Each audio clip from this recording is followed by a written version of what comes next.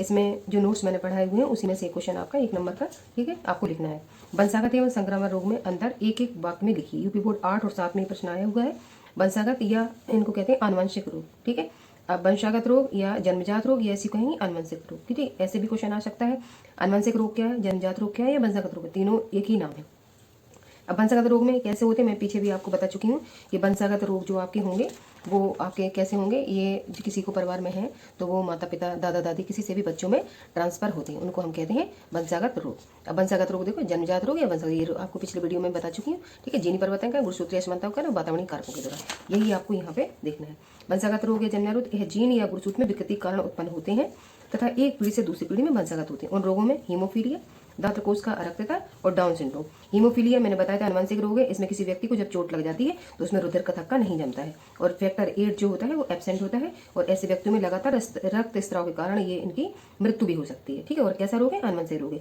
अगली जो आपकी सेकंड यूनिट में इसको मैं विस्तार से पढ़ाऊंगी, अभी आपसे एग्जाम्पल में इसको देख लीजिए।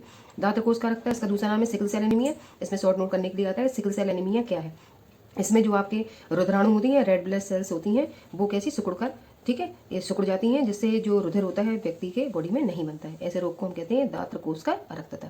फिर अगला रोग है डाउन सिंड्रोम। ये लैंगडंग एक वैज्ञानिक थे, उन्होंने डाउन सिंड्रोम रोग की खोज की थी। ये गुणसूत्रीय विकृति के कारण होने वाला रोग है। इस रोग में 21वें जोड़े गुणसूत्र में डिस्टर्बेंस रहता है जिसके कारण गुणसूत्र 46 के स्थान पर 47 हो जाते हैं, ठीक है। इस रोग को हम वंशागत रोग की श्रेणी में रखते हैं। इसको भी विस्तार से हम सेकंड यूनिट में पढ़ेंगे। अब आगे देखिए आप, ये अगला लॉन्ग क्वेश्चन मैंने तैयार किया है आप लोगों के लिए बोर्ड के हिसाब से। 2022 और 23 वाला सेशन जो है, पिछले ईयर के बच्चे भी इसको देख सकते हैं और नए ईयर के बच्चों के लिए तो यूजफुल है क्योंकि मैं क्रम से सारा आपको कराऊंगी। अगला क्वेश्चन, विषाणुजनित कोई 4 संक्रामक रोगों का विस्तार से वर्णन कीजिए। आज हम संक्रामक रोग हम पीछे भी पढ़ चुके हैं। आज विषाणु से होने वाले संक्रामक रोग के ऊपर हम चर्चा करेंगे। आंसर में विषाणुजनक कोई संक्रामक रोग हम लिख लें तो विषाणुजनक संक्रामक रोग हेडिंग डालेंगे। मानव में सामान्य संक्रामक रोग, जैसे मैं नोट्स आपको बना रही हूँ लॉन्ग क्वेश्चन के अनुसार आप उसको कॉपी में मेंटेन करते जाएंगे। इसी लॉन्ग क्वेश्चन से आपके शॉर्ट, वेरी शॉर्ट, ठीक है, जितने भी 2 तरीके के शॉर्ट आते हैं, वेरी शॉर्ट, मल्टीपल चॉइस, सारे क्वेश्चन आपको नोट से मिलेंगे। इससे बाहर आपका प्रश्न नहीं जाएगा।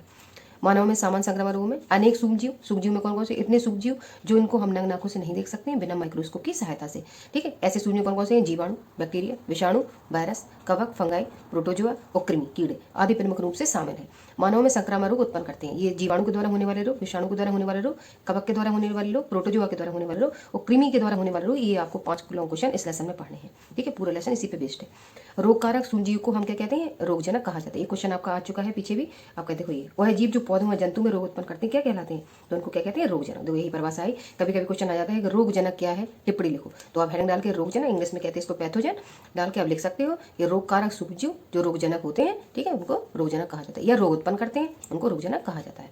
आगे देखिए, मानव में रोगों को निम्न भागों में बांटा जा सकता है, जिसमें सबसे पहले हम विषाणुजनित मानव रोग पर चर्चा करेंगे। Human disease caused by virus, virus द्वारा होने वाले रोग हम पढ़ सकते हैं। ये आपके इंटर के बच्चों के लिए यूजफुल नहीं है, लेकिन और आप कॉम्पिटिटिव एग्जाम भी दे रहे हैं उनके लिए भी वायरस से होने वाले रोगों पे कई सारे क्वेश्चन आपके पूछे जाते हैं, ठीक है। अब पहला रोग देखिए, अब इन्फ्लुएंजा।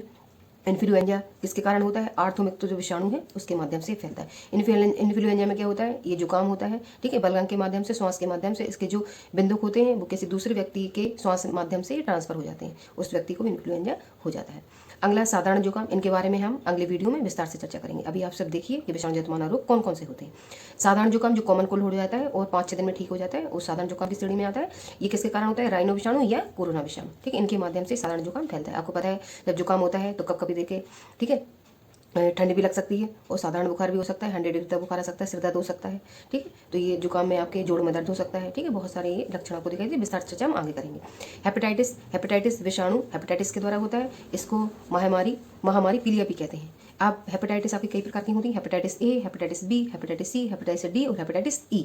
अब हेपेटाइटिस ए से जो पीलिया होता है, ठीक है, उसको महामारी पीलिया में माना जाता है, ठीक है। हेपेटाइटिस ए से होने वाला रोग है। आप हेपेटाइटिस नहीं समझते हो, लेकिन पीलिया को आप बखूबी जानते होंगे, ठीक है। तो किसके द्वारा होने वाला रोग है पीलिया, विषाणु के द्वारा होने वाला रोग है। इसमें 2 तरीके टेस्ट किए जाते हैं, जिसमें एसवीडी टेस्ट होता है और एक एलिसा परीक्षण होता है, ठीक है। SVD test serum bilirubin test होता है और एक एलिसा परीक्षण, 2 तरीके के परीक्षण करके पता लगाया जाता है कि आपको कौन सा रोग हुआ है, ठीक है। तीसरा है डेंगू बुखार।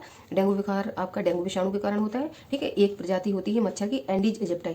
हमेशा जो भी आपका मलेरिया है या डेंगू बुखार या चिकनगुनिया, हमेशा ये मादा ही फैलाती है। तो मच्छर की जो मादा प्रजाति होती है वो इन रोगों को कंसिडर करती है, जिसमें मादा प्रजाति क्या नाम है, एंडीज इजिप्टाई। ये सबसे ज्यादा रोग फैलाने वाली प्रजाति है जो मादा की श्रेणी में आती है। ये नोट करके आप इसको डाल सकते हो कि डेंगू बुखार किससे होता है, एंडीज इजिप्टाई, मच्छर की प्रजाति जो होती है मादा, उसके माध्यम से फैलता है। विस्तार से हम इसकी अगले वीडियो में चर्चा करेंगे। अगला है आपका चिकनगुनिया। चिकनगुनिया ये विषाणु के द्वारा फैलता है, ठीक है। इसको ही फैलाने वाली एंडीज इजिप्टाई मच्छर की प्रजाति होती है।